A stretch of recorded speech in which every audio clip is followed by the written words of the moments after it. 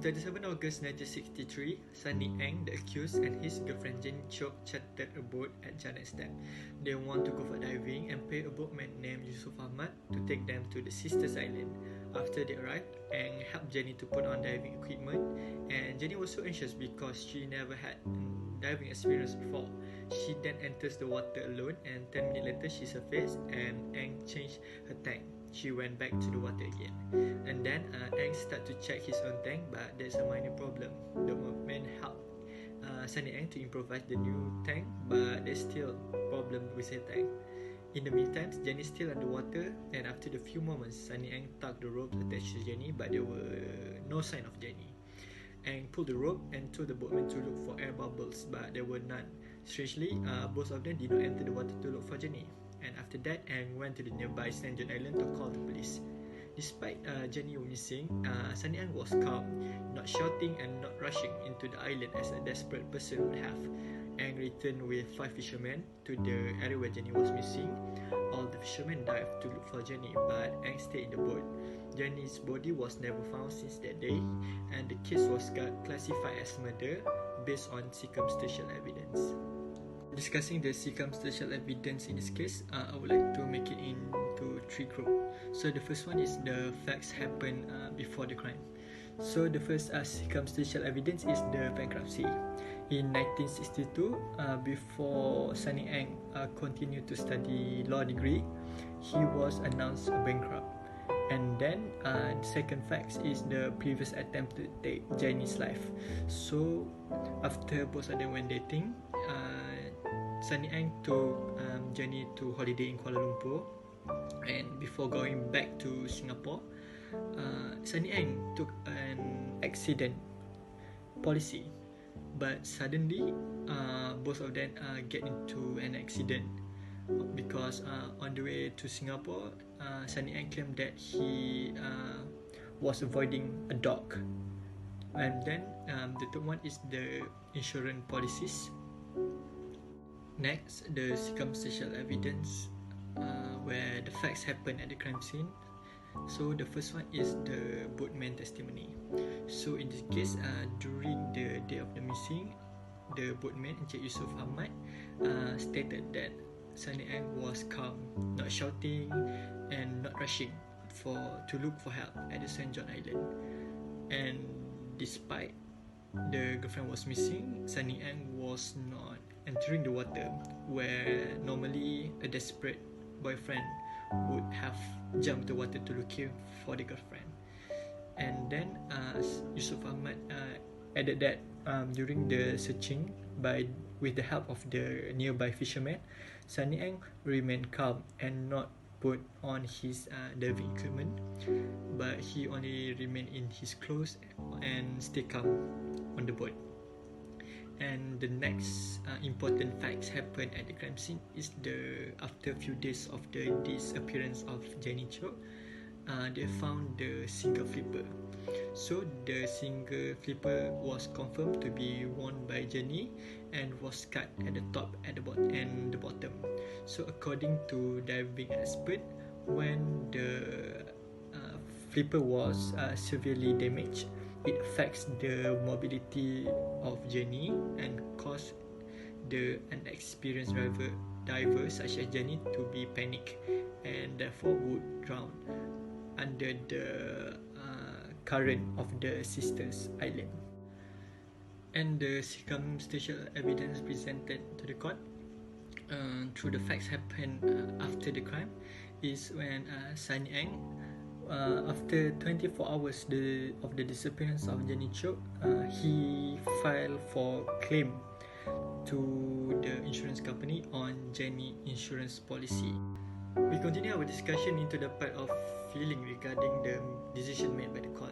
On May 1965, the court delivered the verdict of guilty to Sunny Ang. In my opinion, the court has made a slight error in delivering the verdict because I feel that when this case where the prosecution establishes the case by relying fully on circumstantial evidence, the judge is responsible in his inference to the facts available.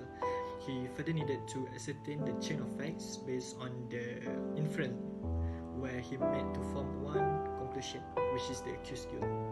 When relied fully on the circumstantial evidence, the case open to argument because possibilities would appear in making inference. Different person may have different understanding to the judgment on the facts. For example, in this case where Sunny Ang has a motive because he was a bankrupt and needed money, thus he purchased the insurance policies. But if we look from another view, he may purchasing the policy because he wanted to give financial security to his girlfriend.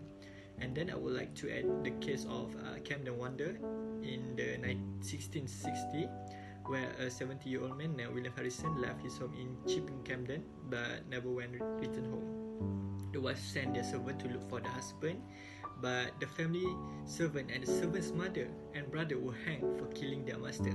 But following the man's return, it became clear that no murder had taken place despite this testimony one of the accused. So we continue our discussion in the evaluation part. So we have a look into the application of Section 8 of the Evidence Act 1950. So the facts admissible under this section can be classified under three headings, which is the motive, preparation, and conduct.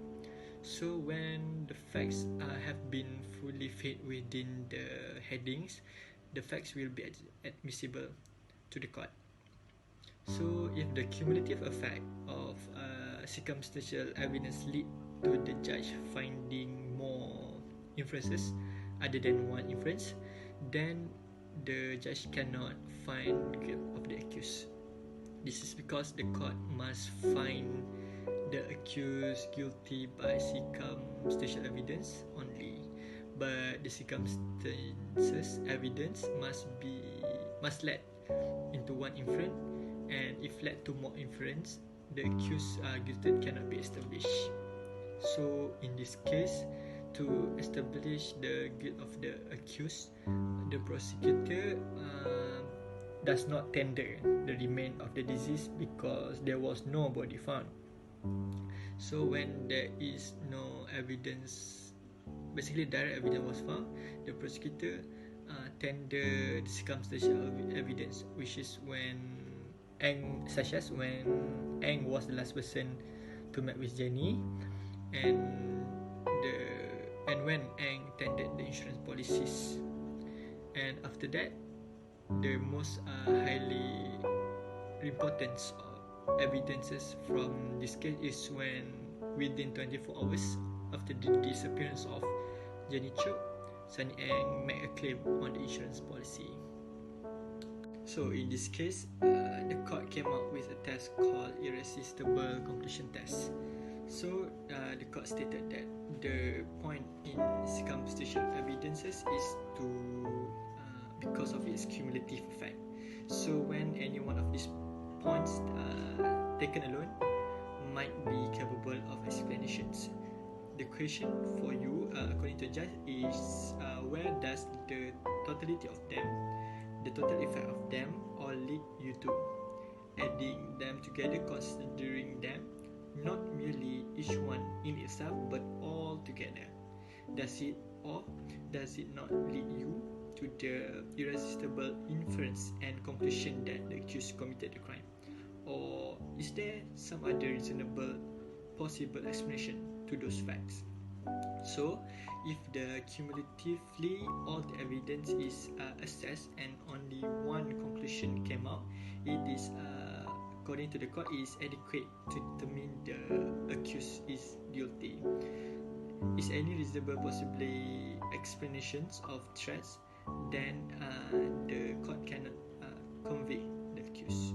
The facts and all the evidence are drive to one irresistible conclusion, which is the accused killed the victim. We continue our discussion on the application of circumstantial evidence on cases where there was no body found. So the Chief Justice said that the Sosilawati murder trial was only second after Sunny Ang case in 1965, which the court had relied upon circumstantial evidence to convict the accused without finding the body of the victim. Circumstantial evidence clearly shows that Datuk Sosilawati Lawiya and her 3 aides was last seen together with the 4 accused at the farm in Banting before they were reported missing. Deputy Public Prosecutor submitted that there were various testimonies from the deceased family and friends that the deceased persons were heading to Ladang Gadong belonging to the former lawyer and Pak Naban as well as the accused on the evening of August 30, 2010. In my opinion, if Sunny Ang did not make the claim of insurance very shortly after Jenny Wen disappeared, then the facts might not be so strong to put him under suspect. Besides, his position as a bankrupt caused the people to believe him to have the motive to murder Jenny, although it's not really sure whether Jenny had been murdered by him. Based on the facts in this case, I disagree with the court's decision who found Sunny Ang guilty of murder. This is because, in my opinion, circumstantial evidence is after all indirect evidence, and people make their own inference through the relevant facts they receive. Different people have different opinions, and we don't know what exactly happened on that day. Nonetheless, I do not think it's strong enough to sentence Sunny Ang to death penalty. How strong all the circumstantial evidence when they are combined together still does not justify the death penalty. Probably we can deduce that he is guilty because there is motive to kill for money, but the punishment should not be mandatory death sentence. And lastly, I have learned that the court can rely on circumstantial evidence, but I believe that direct evidence must be produced to prove the guilt of the accused, as illustrated in the case of Datuk Sasilawati's case, which will improve the evidentiary aspects of circumstantial evidence in court.